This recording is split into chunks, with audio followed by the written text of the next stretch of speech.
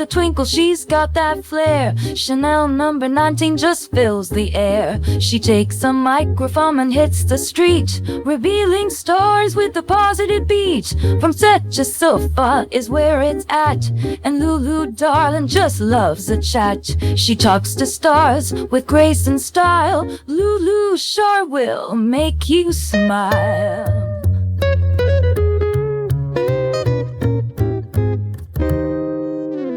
All right, my lovelies, settle in.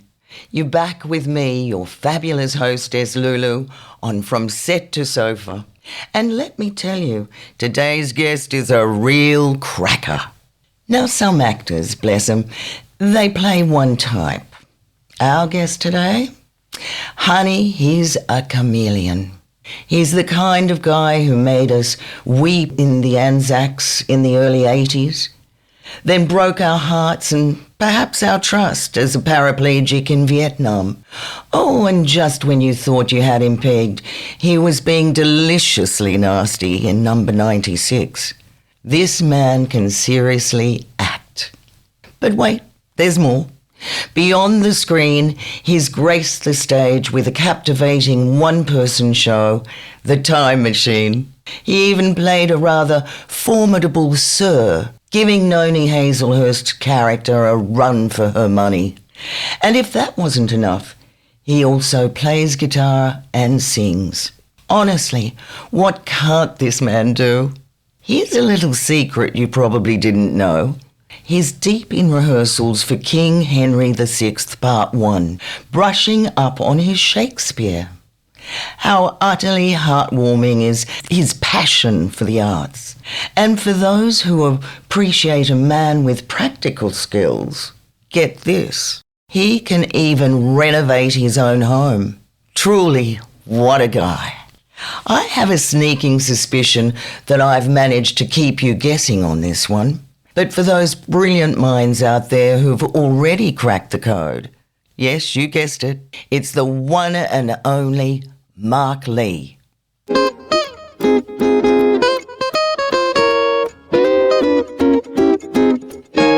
How are you, Mark? I'm well, thank you. How are you, Lou? Good, good. And how are the rehearsals going for Henry VI? They're somewhat sporadic. I mean, it's a very ambitious project. I mean, he's doing all three of the plays, all parts 1, 2, and 3. They're sort of getting there. It's sort of getting there. It'll be a very bare bones production, mainly working on lines and the story and, clarity of language and stuff like that. As an exercise, it's been fantastic. Actually for about 13 years, so there's some trepidation. Oh, I can understand that. I haven't done it for 20 odd. Well, I turned 67 next week, and every year you think, is this the year when the mind's going to go? No, I'm not going to take that in this time. 67 and you're a baby, darling. 74 for me. Oh, wow. Okay. Yeah. Now, let me clarify that for the audience. You're doing Henry VI, which is the trilogy, at the Sydney Shakespeare Company at Camperdown. Yeah. Now, it opens on the 10th of July and runs through August 2nd.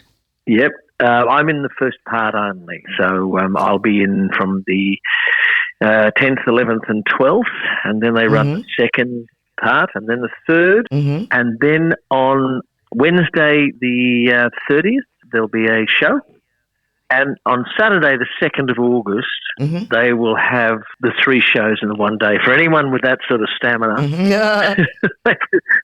they can sit and watch the 3 parts, so... It's, as I said, it's a very ambitious thing. A whole day of Shakespeare. Now, let's get back to the beginnings of when you became an actor. Were you inspired? I mean, did you have fire in your belly? Look, it was mainly one of those things where my mother always had an interest in the arts. I mean, she's an avid reader and loved ballet. Grew up in fairly straitened circumstances, so didn't get to see a lot of theatre.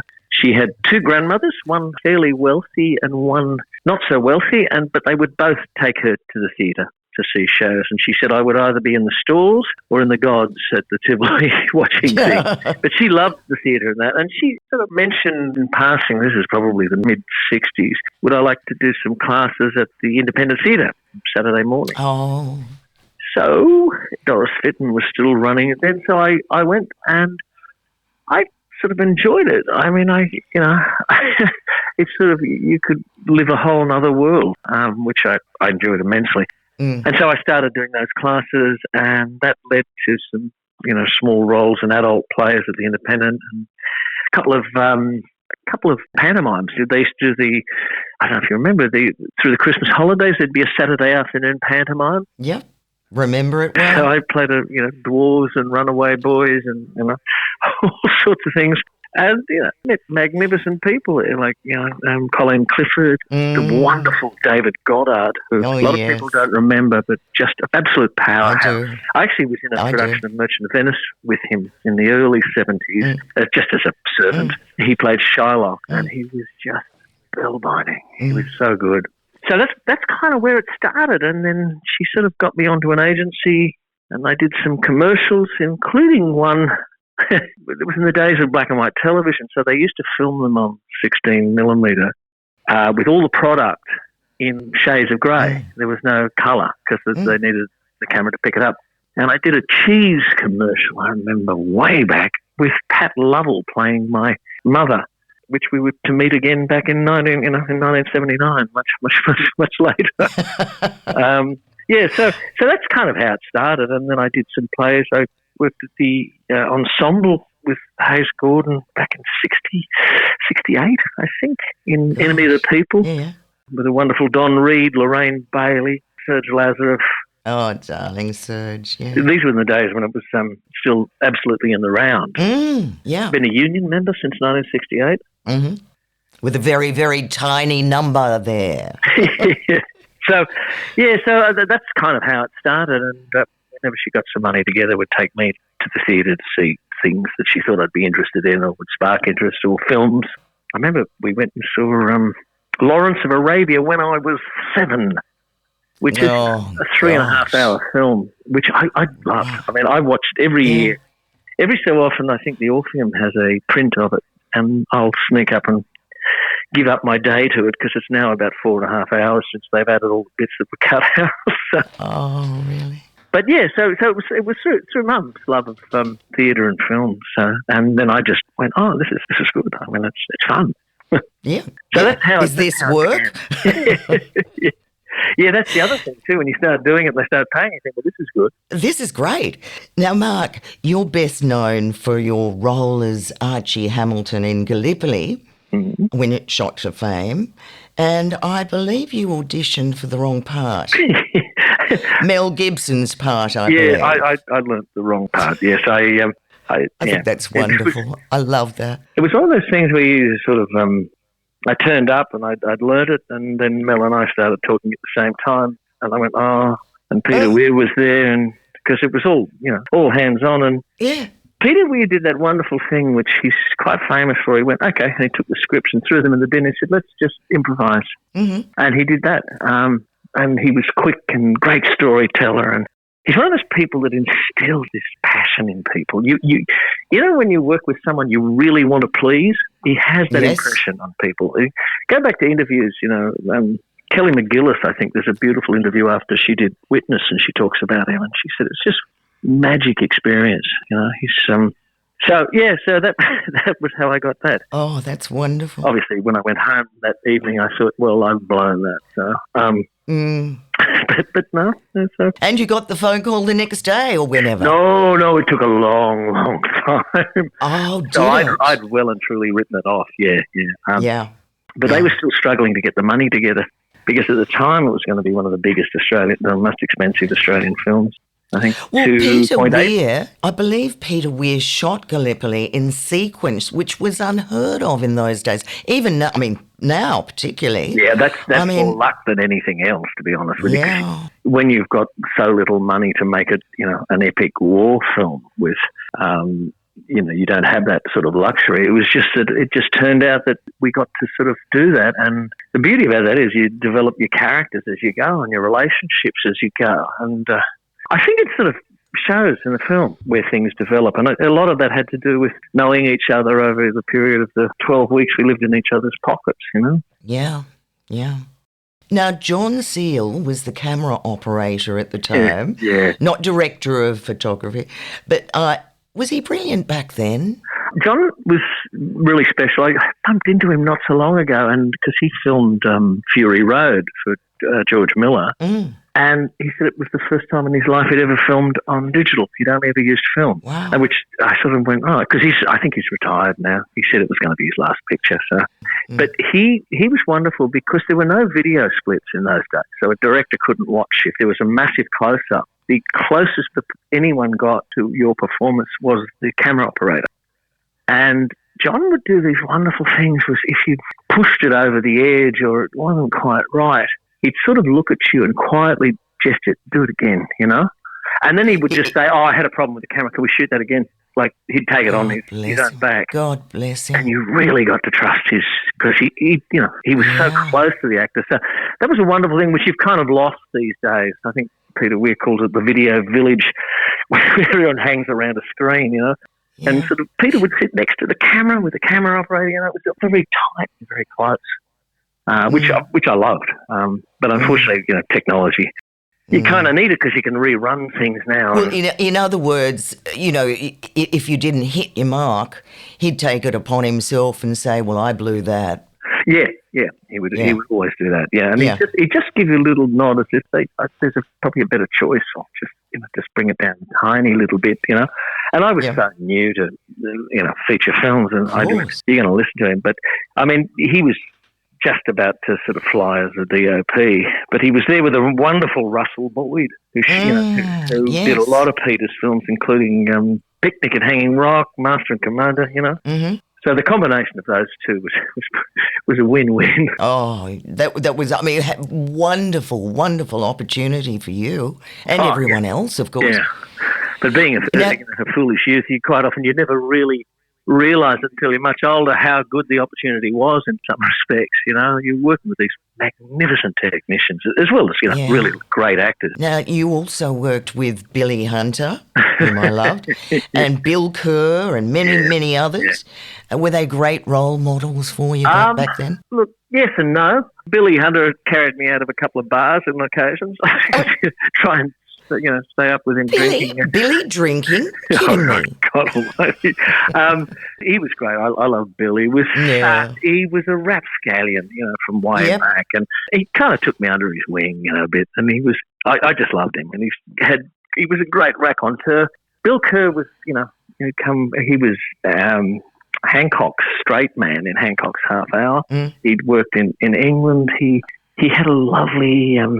There was a strength in Bill Kerr that just bled out gently when he performed, and I love working with him.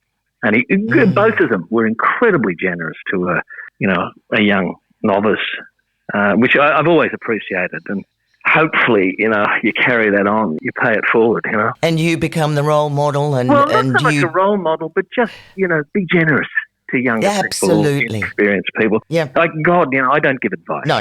But if they ask me, I say, look, this worked for me, this didn't work for me. I'll give you that. But just be generous to them, because it's a tough business and it's got harder, I mean, you think there was so much freedom in the 70s and the 80s. Some of it had to change. I mean, OH&S for a start, I mean, who would let two lead characters climb a pyramid in the dark to get a sunrise shot?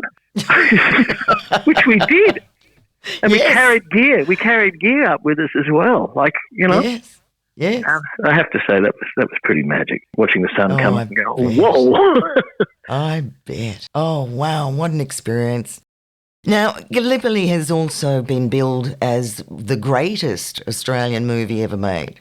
Must make you feel so proud. Look, I don't know. I never think. It's not something. I don't watch it. I don't watch a lot of what I do. Once it's done, it's kind of done. Look, it's sort of woe. I think it's kind of gone beyond. Is it a good film? Is it a great film? Is it a reasonable film?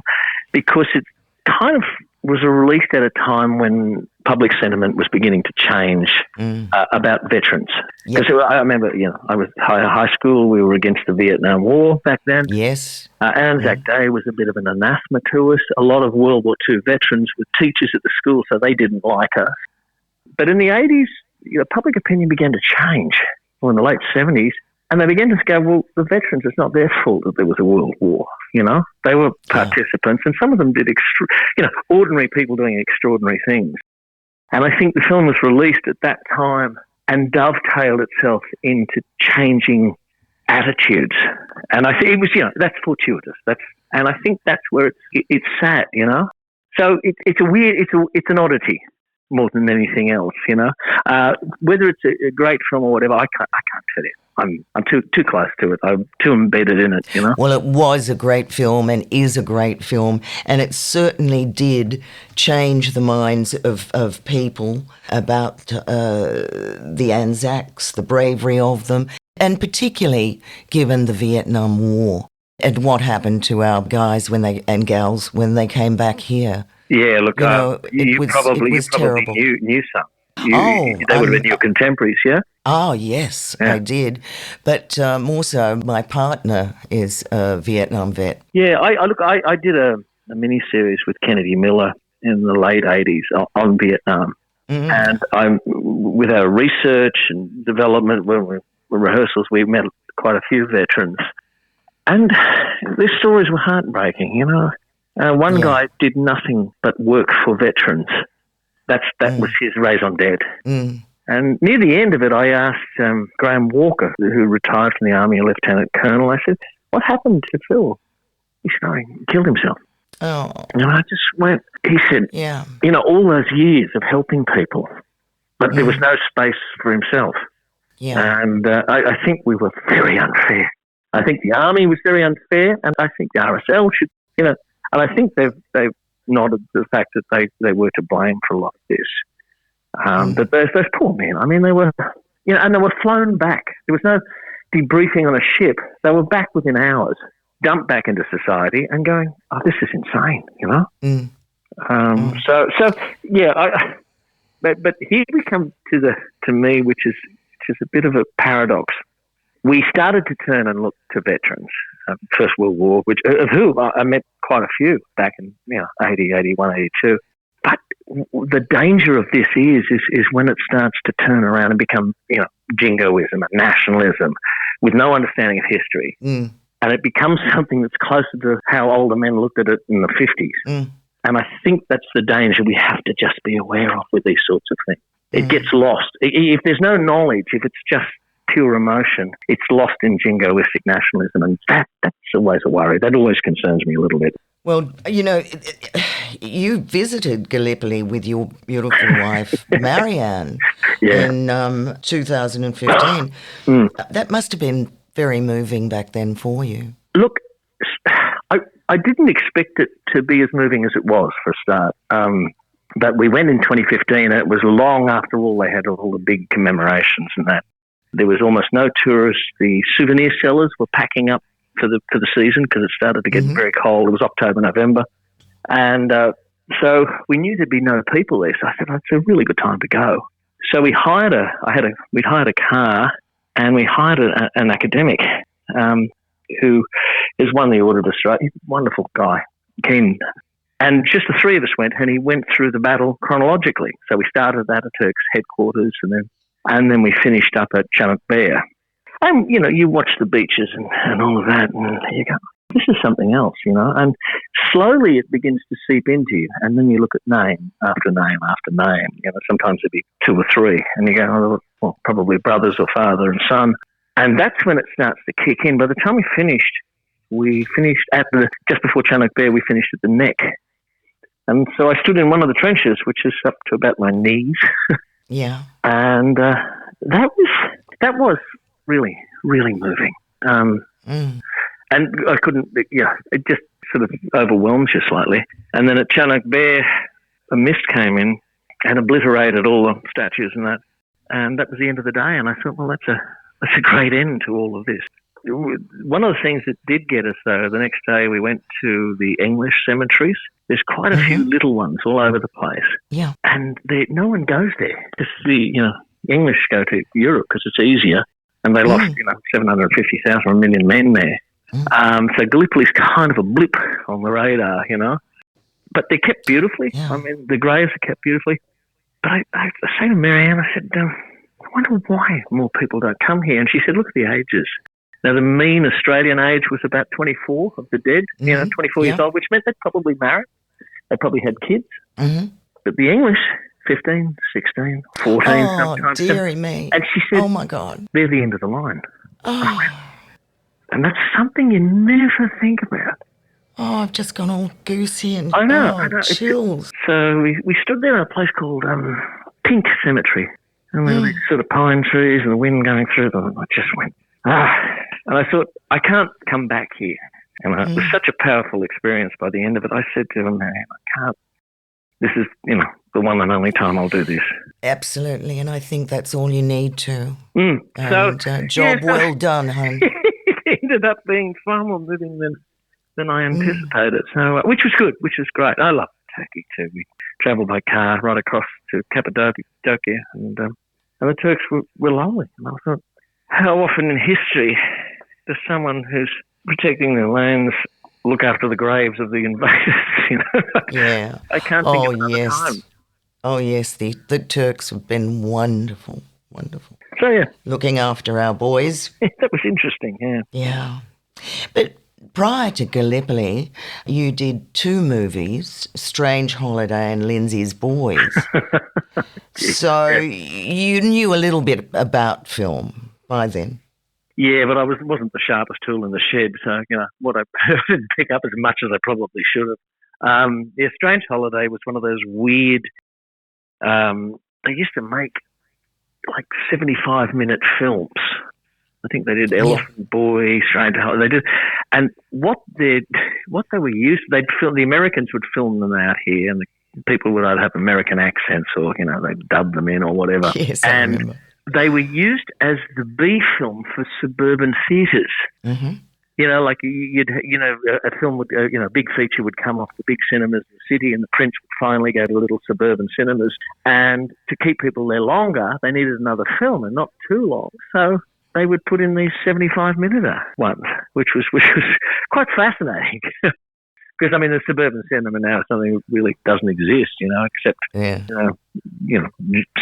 specialised ones.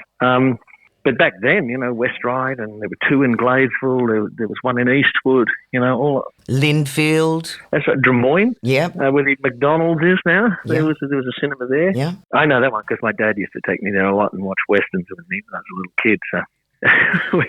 You had people in your family pushing you toward a certain career, I think. No, we just loved westerns. Anyway, but yeah, so that's what they were. And Lindsay's Boy is a strange one. It had the magnificent Vincent Ball in it, who's still alive. He's 102, and he marched in the last Anzac ceremony in Western Australia, and I think in Perth. Oh, yeah. Oh, I think I saw him on the news the other day. You probably would have. He's sharp as a tack, absolute gentleman. And does push-ups. Yeah, he's absolute gentleman. I worked with him when I was 16. And we were in the last black and white. It was the last black and white film the ABC made in '74 before it went colour. Mm-hmm. That with Auntie Jack. I think it happened at the end of the year. Yeah. And they shot it on black and white video. It was the last of the black and white studios because the other ones were being turned into colour and 16mm film. It was fascinating. So that was. I don't think it exists anymore. I think it was transferred to tape and then disintegrated or lost to time. Which is kind of a pity because it was the end of their black and white films that they made, Yeah. Now, Mark, I believe you went to Hollywood for a few months. Didn't feel it was quite you. Oh. And came back to Australia, and any regrets? Oh, God, no. No, one thing I don't do, I don't seem to have the ability to regret. I look at things and I go, well, I wouldn't do that again. But I find it a rather worthless sort of emotion. Regret. No, it was after Gallipoli, and I had nothing new on the plate, and it was the timing of it wasn't right. And after 6 weeks, I went, I could die doing this, you know. And it was expensive. The flights were expensive, and I got a play. So I'd worked on a play at the Sydney Theatre Company with Robert Helpman and the wonderful Fred Parslow, who you'll probably remember. So I came back. There was nothing, you know, it was meeting after meeting after meeting and lots of flattery. And in the end, it all begins to sort of sound like a well, you know, it all echoes around. And you go, I'm not sure what this means anymore. So, yeah, I came back. There was, you know, it wasn't me leaving Hollywood. It was Hollywood going, oh, I don't really have a place for you. Well, look, I think we needed you back here anyway, my darling. So the thing is... You're the first person that said that. Oh, of course I am. No, I'm sure I'm not. But you became... you did quite a bit of television, Number 96, Restless Years, Bailey's Book. That was all pre-Gallipoli. That was just... I'd just come out of high school when I did that. Oh, really? Number 96? Yeah, that was 1976. So, yeah, I finished high school in 75. Oh, that was prior Gallipoli, of course. God, yeah, that was years. And then I made enough money and I travelled overseas for a while and worked in Malaysia for about 7 months on a series there. And then I lived as a hippie for a while. Why not? Why not?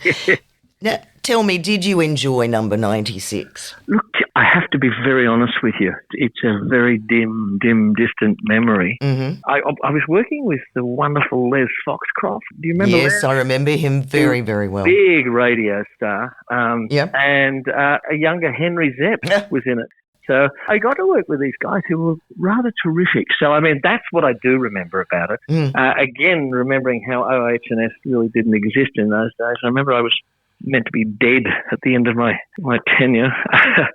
And they took me as Robin Dunmore, the character. Yeah, they took me up to North Head and I had to climb down onto this flat rock, which I did, and they're mucking around and filming, and the tide started to come up. And with the tide starts a small blowhole, and I'm going, I'm lying on my belly and I'm starting to drift about a bit because the water is... Oh, my God. Oh, come on, guys, get the shot because I don't think I should be here for much longer. My. So, they're really the only things I remember about that. So, yeah. And the speed of it. Everything was so fast. I know. I know. Do you remember the character of Robin Dunmore? Oh, he was vile. And I'm trying to think whether you'd be able to do that now. I'm 18. I've just left high school. And I played a sadomasochistic schoolboy who has an affair with his maths master, who in the end murders him, and then the maths master is murdered by the headmaster. My goodness. I don't think you could pull a storyline like that now. I think you'd have problems. It was... it's about as out there as you're going to get it. So they're my memories of it. Although I do remember there was a script that I had, and the opening of the script said which character it was. You know, she walks through the room and goes to whistle while you work, but doesn't. So obviously the writers had a lot of fun with the big print, I'm assuming. I'm sure the writers had a huge lot of fun. I'm sure they did. In 1987, you played Laurie Fellows in Vietnam, which you mentioned earlier on, and it was opposite a very, very young Nicole Kidman, and I believe you actually got the girl this time. Is that right? The character ends up being a paraplegic, so yeah, I guess in one sense he brings a bride back from Vietnam. And then his life turns into something, it's just operation after operation after operation sort of thing. But yeah, very young Nicole, I think she was 19 when she did that. She's just beautiful performance, you know. Yeah. But I got to work with the wonderful Nick Eadie, who died I remember a few months ago. Yeah. Yes, it was very sad. Yeah. Nick, he was a one-off. But but the people in that, I mean, you've got Brett Climo was in it, Tom Appleton, and then you look at the other people like Barry Otto and Veronica. Veronica Lang? Yeah, Veronica Lang. Yeah. Celia de Berg. You know, it took 6 months to film. We did 2 or 3 weeks, I think, in Thailand. but nearly everywhere else was filmed in Australia. And it was great writing. I mean, it was John Digan and Chris Noonan who both co-directed it as well, and with the, under the imprimatur of Kennedy Miller, so Yeah. it was the time when they were doing great miniseries. I mean, you think of Bodyline. I never had an interest in cricket, but I couldn't get enough of Bodyline. Yeah. Or The Dismissal, the first one, which I think is possibly something that should be viewed again and again. With John Mellion playing, he was, Kerr. Yeah. Yeah. Oh, John Kerr. what a performer he was. I did a Berger commercial with him. Yeah. A Berger one, like paint. John would do anything. He'd add anything. He'd put his name on anything. I've worked with him a few times over the years, and look, just the stories alone. I mean, he would, you'd sit there because he worked with Hitchcock, and he was a friend of Lawrence Harvey, and he was just fascinating, John. But you forget he died at 53. I know, so young. Because he was a radio star when he was a kid. Yeah. Yeah, that was his radio drama was his thing when he first started out. So he actually went from childhood to adulthood. But he had a rather peculiar style. And he explained it to, back in, God, it must have been 78, 79. I was on a thing called Time Lapse. It was an ABC sci-fi series. And he played the Premier of New South Wales way, way in the future. And we were talking to him one day, and he said what he does, and he used to even do it with classical text, he'd pull out all the punctuation. And that's how he got that rather strange, staggered delivery, which kept you hanging on every word. Yeah. Yeah, and he used to play. Christopher Walken has it to a certain extent. Where you think there's going to be a full stop or a comma, there's not, and where there shouldn't be, there is. And suddenly you're going, hang on, what am I listening to now? That was his way of doing it, and very few people can do it, but it works because you begin to hang on the performance, wondering where these words are going to take you. Christopher Walken was another person that actor that I really, really like. Yeah. So I mustn't like punctuation. Possibly. No, it's just an unusual way to deal with text. Yeah. But John was a lot of fun. He was a lot of fun. Although, sitting in his caravan at 7:30 in the morning, him saying, "Do you want a beer?" I'm going, "I think I'm good, thanks, John." Yeah, I didn't know whether to mention that or not. They had a case for him. I mean, there was a massive. A lot of them were big drinkers from Hunter and Ray. Years ago, I worked with Judy Farr over the years, who did Magooly with Gordon Shader and John Mellion. And I said to her, they were all big drinkers.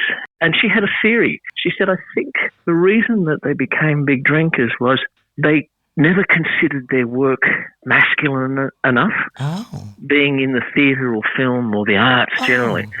And so they would drink it up big when work was finished, Right.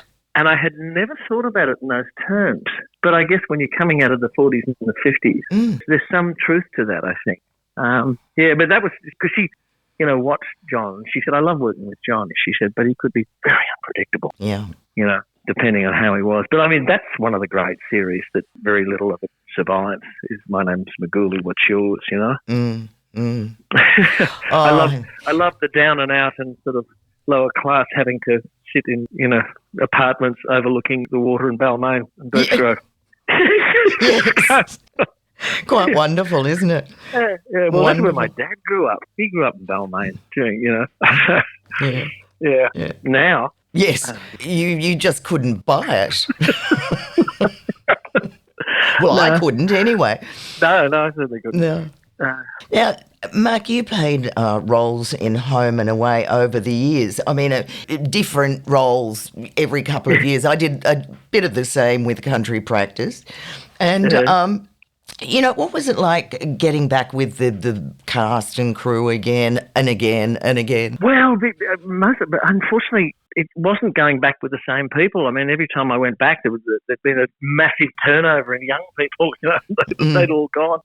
Although Shane Worthington was still with us every time I was there. Yeah. And Shane, I love Shane because I've worked with his partner so many times, Anne Tenney. So Yes. I've worked with on stage, and she's just gorgeous to work with. Wonderful But actors. but most of the young ones had sort of gone on to bigger things or disappeared, or so I'd go in and do my shtick, and that was it. And a few years later, they said, "Oh, do you want to do this?" Okay. Sure. I mean, as you get older, it's good to keep busy. It's sort of because there is diminishing returns as far as work is concerned. So the way you view work sometimes is quite different. I mean, even this Shakespeare thing. I mean, it's for me, it's great to be working. And the director's, he's a very smart guy. I did Merchant of Venice with him. I actually got to play Charlotte about 13 years ago. And I like working with him, and I like going back to the classical text and just trying to get the brain oiled and, working. So things like that, they're important to me. If you want to keep doing what you're doing, Yeah. I think they're important. Absolutely. Absolutely. I'm with you there. Just keep that brain moving and keep working. Now, yeah. In 2001, you did your one-man show, The Time Machine, written by Frank Gauntlet, and at the Belvoir again. No, you did that. It was, look, I'll give you it was done a few times. Yeah.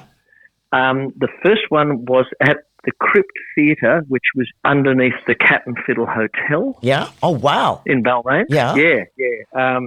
So that's where I did it first time. Glen Street picked it up the next year, and I did a couple of weeks season there on a bigger stage. Then it lay dormant for a while, and thinking about 2018, I believe. Before that we went to a place called the Old 505, which was in Elizabeth Street. It looked like a crack den. You'd go up these ancient elevators that smelled of God knows what.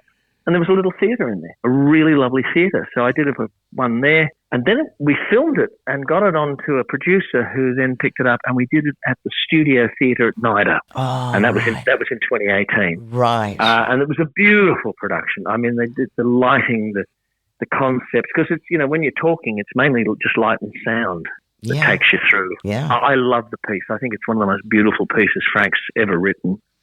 A lot of people said all he's done is regurgitate the book, and that's a load of shit because they need to go through it again and see that he extrapolated this wonderful sort of Victorian language.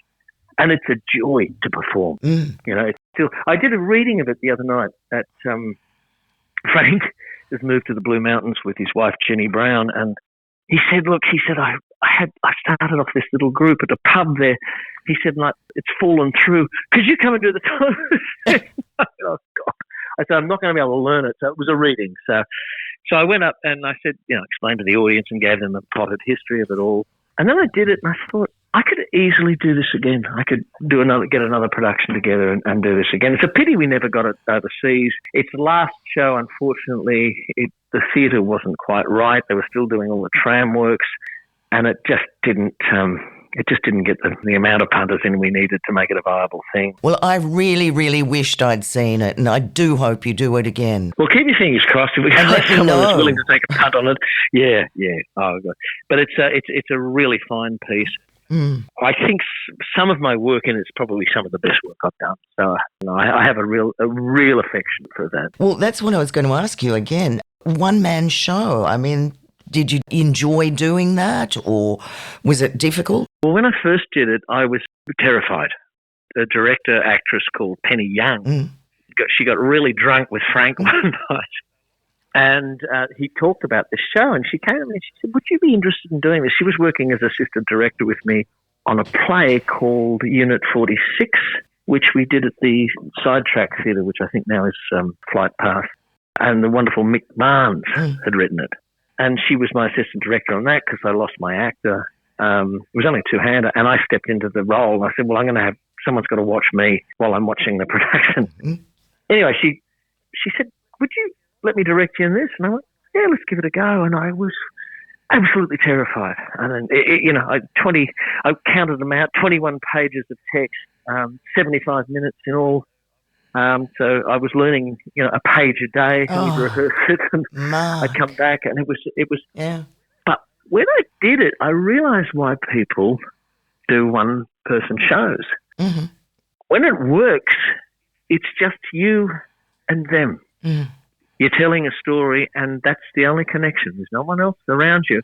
If it doesn't work, it would be a horror show. But luckily, this one did. And I realised the connection is quite extraordinary. And I understood why people will continue to do them, So, yeah, and it was a beautiful piece. And it was a piece I'd read when I was a kid. I'd read the book when I was a kid, Well, it was in schools. I loved H.G. Wells. Oh, look, I read his...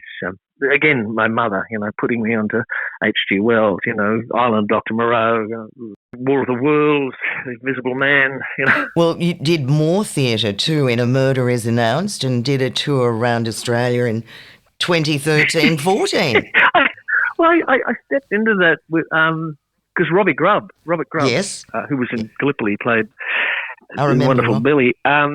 He had to step out because he he does a lot of musical theatre, beautiful voice, and he was going into Strictly Ballroom, I think. And I think doing the Hunter role, the Billy Hunter role. So I got Darren Yap, who's the director, and we had a chat, and I said, look, I don't really want a template on what Robert's done. He said, no. And he was quite open to it. I said, okay. So I would go and watch performances and rehearse during the day as I tried to eat as much as I could. But I got to work with Judy Farr again, which was lovely. I was very fond of Judy.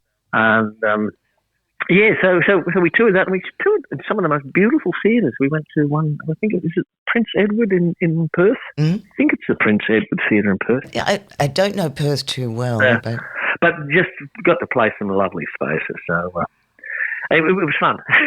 So it kept me on my toes, but yeah. Great stuff. Now, you've done a lot of short films over the last 20 years too. Are these films close to your heart? Is that the reason why you do them? Or? There's a few reasons why I do them. One of them is that I've directed short films and a feature. But a lot of people have given, their time and energies, for very little or nothing. And sometimes it's nice to, again, pay it forward a little bit. But there's also the fact is you're watching younger people with new ideas. And I want to watch what they're doing. I'm curious, as to where they're at. There's that side of it. And there's every so often there'll be one, like I did one called Cicada. Yes. Which was written and directed by a man called Arnhem Endine. Now, Arnhem is an artist. In fact, I've got quite a bit of his artwork here I bought from him over the years. His father was a cartoonist with a bulletin. His mother was also a painter. Anyway, he got in touch with me. I must have been in my 40s, I suppose. And he rang up, and he's a little bit eccentric. And he said, we're doing this World War II film. We're going to film up near Gosford. There's a bit of rainforest there. And he said it to us. Oh, okay. So I went there, and it was absolute mayhem. I've never been on a shoot that just seemed so at odds with itself. And, someone turned up from the local fire brigade and gave us a tropical rainstorm, which they filmed. It was all being filmed in 16 millimetre. Yeah. The camera operator and he were arguing all the time. And I said, oh, God, okay, it's a little bit of money. I'll take that and run and forget about this. Anyway, we finished filming. I said, thanks. I said, oh, God, I'm glad that's over. Yeah, I got a call from him, months later. And he said, look, we need a few extra shots of you. And I went, oh, God. He said, I haven't got any more money left. He said, but I'm quite an established artist. He said, I could give you some artwork. And I'm of the school of, no, look, I committed. I said, no, keep your money, keep your artwork. I hadn't seen any of his artwork. I said, I'll do it. He said, what do you want? I said, no, it's fine. I'll just come and help you finish it. I want to see you finish your thing. So I got there, and they were filming this scene with these people who were meant to be my parents back in 1912. And the woman was meant to have a black eye. And he said, oh, I've got a makeup artist coming. And I said, oh, okay. He said, she won't be here till 5. And I said, well, we're here at 8 o'clock in the morning. And this scene has to be shot. So I went, oh, God. He said, I've got the makeup here. And I went, I can do this. I said, okay. And I called the girl over and I said, sit down. I've been bruised and bloodied and so many things. I said, come. So I did this wonderful piece of if I say so myself, of yellows and gentle greens. And I went, that looks great. She looks like she's been punched, So I said, there you go. And he shot this scene, and the cinematographer came up and said, do you want to see some of the rushes from the other day? I said, do I? He said, I think you do. And they were stunning. Really? They were just, I said, he said, yeah. It took me by surprise too. He pulled it, how? I don't know. He pulled it all together. And we became really good friends, Arnhem and I. So, and to this day. Oh. And he's quite wonderful, wonderful. He ended up doing the storyboards for the feature I directed, The Bet. Mm-hmm. He and his father did all the storyboards for me. So, because we only had 5 weeks to shoot it in, and I needed to know what I could lose in a day. So, Mark, did any of these films go into Tropfest that you know of? I'm trying to think. I don't think they did. Cicada certainly didn't. In fact, Cicada could do with a recut. He never had the money to finish it off properly.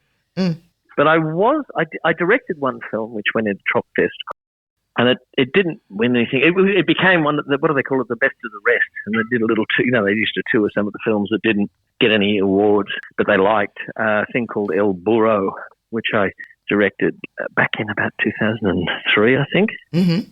But I'd done another film. I did one called At the Edge of the Bed, but it was too long for Tropfest. It had the wonderful Belinda Giblin and Tony Martin in it. Oh, I adore Belinda. If you ever get a chance to see it, you can Tony. find it through SBS, I think, but it's based on a Guy de Maupassant story. Mm-hmm.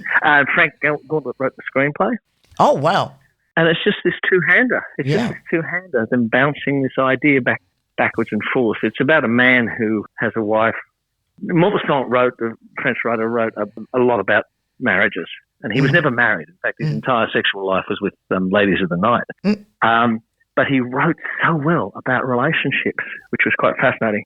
And this one was about a man who's a womanizer, and his wife is flirting with someone at a party, and he gets very jealous. And the whole scene is about what she realises she's going to extract from him if he's going to be jealous. And it's just wonderful. In fact, the point is, she says, well, how much do you pay for your mistresses in a month? And he gives her a figure. And she said, well, give me that each month and I'm yours. Oh. And the money stays in the family. It's beautiful. Belinda is just, Tony's lovely. I adore Belinda. Yeah. She glows in this. She's, overachieving, so many setups, working, 15 hours, and she just hung in there. Well, she just adores working, I know that. But in answer to the question, it never made Tropfest or anything. But it has done the rounds on SPS, and some of their short film nights. They used to have an evening with a lot of Australian short films were shown. Now, do you enjoy theatre to television film? Which would you prefer? Look, theatre's great because you can work, you have this rehearsal period, and then each night you connect with this organism, the audience. Film is interesting technically. I prefer directing film to directing theatre because I love post-production, which a lot of people get very bored with, and I don't. I can sit in the studio 15 hours straight and not blink an eye. So, but working as an actor, there is something lovely about stage. And when you do connect with the audience, you can't describe the feeling, but it's just wonderful. Whereas, TV and film, it's so piecemeal. And I don't think I've ever quite mastered it. But, great film actors know where they've got to give and how they've got to give, and you can tell a great film actor. You watch their work. This person is all over this. But yeah, I suppose theatre is the one I kind of feel at home in. Yeah. Also, if you bomb in theatre, you know straight away. Yes. Now done that a couple of times. You played Sir Richard Bennett in A Place Called Home opposite Noni. Yeah. Did you love playing a Sir? Oh, he was great. He was so appalling. One of the most appalling creatures I've ever played, and I think I had far too much fun. Oh, wonderful. I like those. Had far too much fun with him. Yeah. I started getting all this hate sort of mail on Facebook from fans of the show. They took it very personally. But I have to say, when I did the Time Machine at the Nida Playhouse, they got together groups of people to come and see me perform, and I was very touched by that. Oh, that's great. Yeah, I was really touched by that. I wasn't expecting it. I didn't ask for it, certainly. See, they understood you were playing a character and it wasn't you. Didn't matter. I was so mean to Noni. They don't care. They love Noni. Yeah, but he was great. He was a lot of fun. He was a hell of a lot of fun. As I said, probably too much fun. Yeah. Never too much fun. It always comes across anyway. You know, it's wonderful.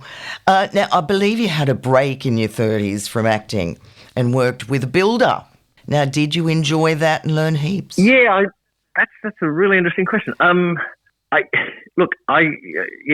had sort of hit the skids a bit when I hit my 30s, but for various reasons. And it wasn't good for my mental health, and in fact, it was terrible for my mental health. And I was at my parents' one day doing some stuff, and next door was a builder. Uh-huh. And he said, do you want a couple of days' work? And I thought, well, guess. Now, the thing about being an actor is you always seem like you have more of a handle on things than you do, you know? Yeah. So he thought I looked like I could labour, which I was good at showing that but, in actual fact, I'm bloody terrible. Anyway, I started working for him for a couple of weeks. I bet you're not. Not now. And then it just began to happen through most of my 30s. And I'd go away and do a play or some TV work, and I'd come back. I didn't enjoy it, but I learned I worked with every department, carpenters, stonemasons, plasterers, gyprockers, the full thing. And so I gleaned all this knowledge, which I didn't know I was doing. And I've since been able to, I've been living in a house for 25 years and I've renovated most of it, Great. I'm a bit rough and a bit slow, but slow is fine. I bet you do it as beautiful. You were a perfectionist, I'm sure. Well, sort of I am. Even being a perfectionist, I'm not really a tradesman. So there's always something you go, okay, we'll live with that. My wife is incredibly stoic. She likes it. She said, no, it doesn't worry me, So yeah. It's good to be with someone like that. Yep. So most of my 30s, that was, and I didn't expect it to go on that long. I don't think he did. But and we've actually remained really good friends. And if ever I'm in strife with something I'm building, I call him and he comes to me and says, you could do that and that. Okay, that'll fix it. Yeah. What a good friend to have. He is. He once asked me, I was building, and he said, look, materials are so expensive. He said, do you want me to use my license? He said, because you can get 10% off. Yeah. Timber. I said, no. I said, what's more valuable is, can I call you every so often? Yeah. Well, it's just invaluable. So, he's sort of semi-retired now. So we've known each other a long time. Great stuff. Now, Mark, you spent 5 hours, you told me, with the National Archives talking about your work. That must have been exhausting. Talking about myself, yes, what of course. Do best. Yes, I love that. I did. Alison Sarah, who was an actress, I don't think she does much acting anymore, but she was terrific, yeah. And I didn't realise it was going to stretch on for that long, and I apologised for being that long. And she said, I think Jack Thompson did 3 days, so I feel a bit better. Yeah. Now, you mentioned directing The Bet, and there was Mountains to the Sea. Yeah, that 46. never saw the light of day. Unfortunately, that doco, it still exists beautifully on it's never been cut together. Kind of had the legs cut out from it. But someone once, I said, I filmed these 2 bands, a lot of their concerts. I said, we could splice all these together and you'd have a great sort of collection of what you did, But yeah, no, that unfortunately never saw the light of day, which was sad. Yeah. Now, do you prefer acting to directing? They both have their positives, and I did really love directing. I mean, The Bet, I was just in my element, I was lost in it. I mean, Marianne stopped talking to me and just put post-it notes everywhere if she wanted to tell me stuff. There's nothing stayed in my head, and I'd work all day and come back here, and the next thing I was doing was watching rushes and then talking to the editor, who was the wonderful Jason Ballantyne, who went on to do the Gatsby for Baz Luhrmann, the It films. He's in California now, so I got to work with him when he was sort of just fresh, But yeah, I do love directing a feature. It was And then, working with sound. I mean, working with people like Phil Judd. Mm-hmm. I mean, these giants in the industry, and the stuff you can learn from them. Yes. So it's hard to say. I haven't had the opportunity to direct another film, which is, they're so hard to get off the ground. Yeah. There's one thing I would love to do. I like one of those. Do you remember Ealing Studios did things like Dead of Night, this sort of omnibus sort of ghost or horror stories, those sort of things? Yeah. I do. I'd written and worked on one that was an Australian version of that, set in a group of old friends meet up for, the classic thing. They meet up, they hadn't seen each other for a long time, and some of them are not well, and each group or each person begins to tell a story, and they're all interconnected, and that sort of goes through. So I got close, and then it fell down, and then I gave up. So I've got that sitting in the back of my head, on the back of the computer. It'd be a fun one to do. It's a much gentler sort of. It's not slash horror porn. It's not that. It's subtler. Hopefully scary too. But I like scary. I'd like to do that one day. But we look, as I said, it's very hard getting films off the ground. Yeah. So hard. And even today now, it's with these platforms. Films don't kind of get what they deserve, I think, anymore. They sort of. It's great if it stays 2 weeks at the cinema and then bang, it's on television. You go, oh. It's going to be made so much harder with Mr. T. Rump over there in the States, putting a 100% tariff or something. I mean, the man has no understanding of basically anything other than his own greed and his narcissism. Along with his cohorts. He has no understanding of how the film industry works, how they've had to separate it to other countries because otherwise they couldn't make the film, You're making a $200 million Marvel film, and he's going to you're going to go, well, it's not going to get made. No. And China goes, well, we won't take any of your films. Yep. India will go, we don't want to take any of your films. You sort of go, there's two massive markets to start with, Yeah. But I mean, it's just, I remember his mentor, that vile Steve Bannon, he said the greatest thing to do, and I think Goebbels used to do this, is to throw so much shit out there, no one can tell anything, whether truth, fact, fiction. He said, and then you just do the other things you want to do while they're distracted. Yeah. And I think Trump is kind of like that. That's what he's doing at the moment, along with his cohorts. It's the people behind him that are, the people behind the Heritage, 2025. They're sort of radical reactionaries. And it's the punching down on the weak that fascinates me. That how people could have thought, having seen him in his first term, how they could have thought that that's a good idea. Yeah. Yeah. Yeah. Like, because at one point you're going to be the weak. Oh, indeed. I was working with Denise Scott. Oh, yes. Doing Mother and Son. And we were sitting there listening to the results, and they came in so quickly, and we just all sat there going, how? After watching and listening, how could you fall for this again? Yeah. I'm always very careful about that. I mean, I'm not a conspiracy theorist, and I think therein lies the danger. But once upon a time, a fool in a basement with a Gestetner would make a few pamphlets and stand in a city and try and shove them in people's hands. Now the same fool could push a button, and that's awful. That's scary. I know. And I mean, AI is the other one that's going leaps and bounds, and that can be utilised for evil too. I mean, obviously, as well as good. But again, it's galloping, and you're sort of trudging behind it, thinking, "I've got to tell it to stop." Yeah. And that concerns me. I do. Anyway, we're getting off track here.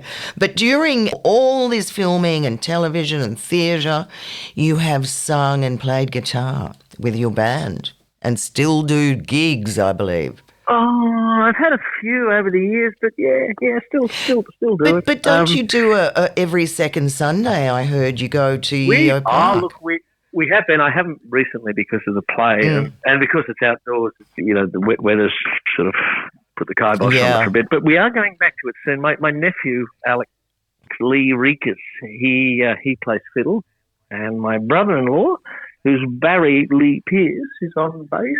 And my dear friend Robert McClymont, who I went to high school with, and I've been playing music with him since I was 13. he plays with us occasionally too. So, and it's all my stuff. So I just do originals. I don't tell anyone. So, Well, it got to me through Lynn Porteous, who happened to see you, and she said, "Now, don't forget that." yeah. I've finished an album that I started recording a few years ago.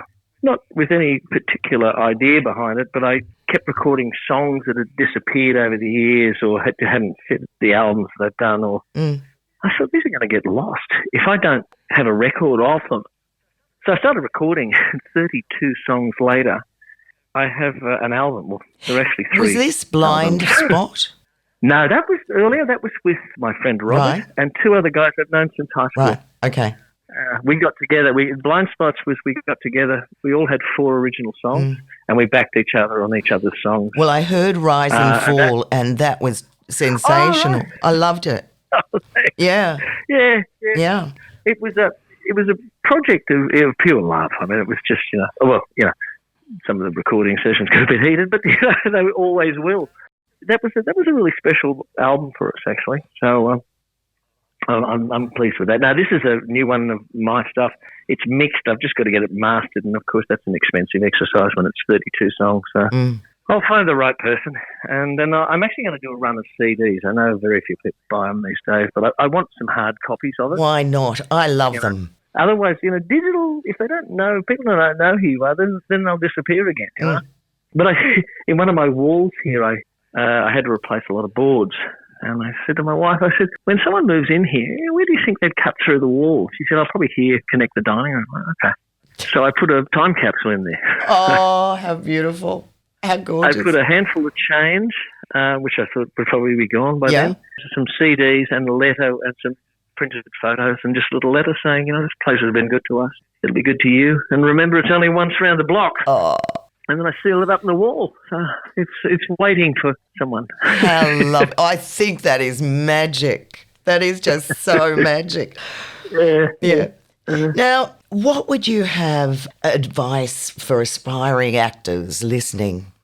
What would you say to them? Look, as I said, I don't give advice. I don't give advice to my daughters. I guess. What I've done is just read, never stop reading, I'm scanning things or, Wikipedia, find things and read the classics. But reading to me is everything.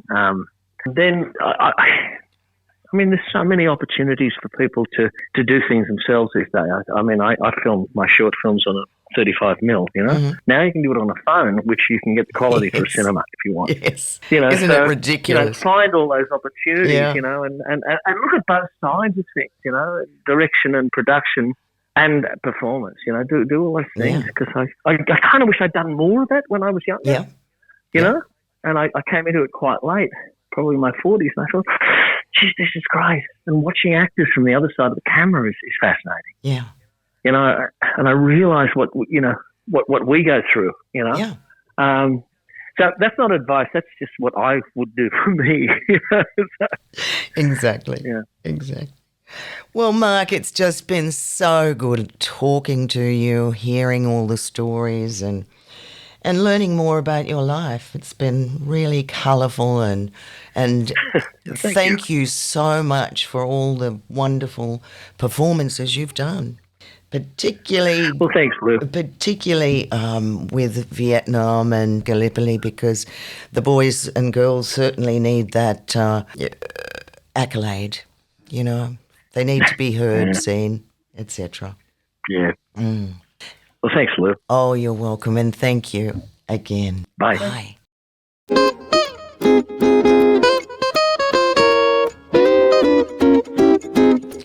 Well, my lovelies, wasn't that just a fascinating chat with the one and only Mark Lee?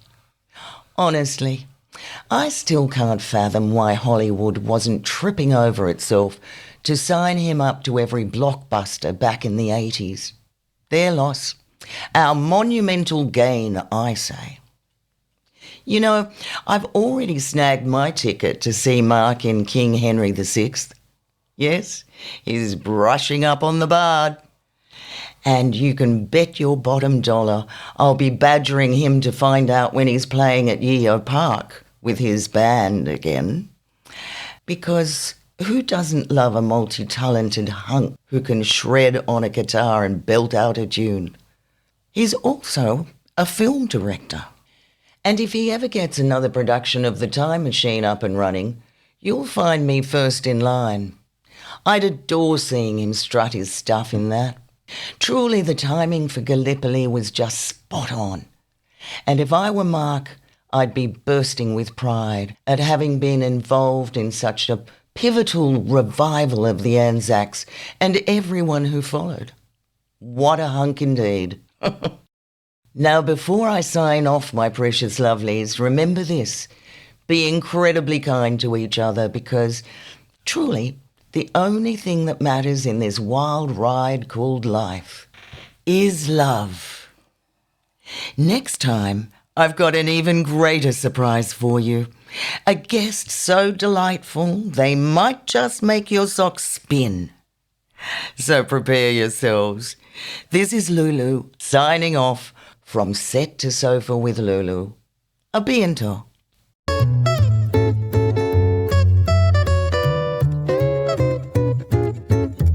Thanks for listening with an open heart. But now it's time for us to part. So tell everybody that you know to tune in next week to Lulu's show. From Set to Sofa is where it's at.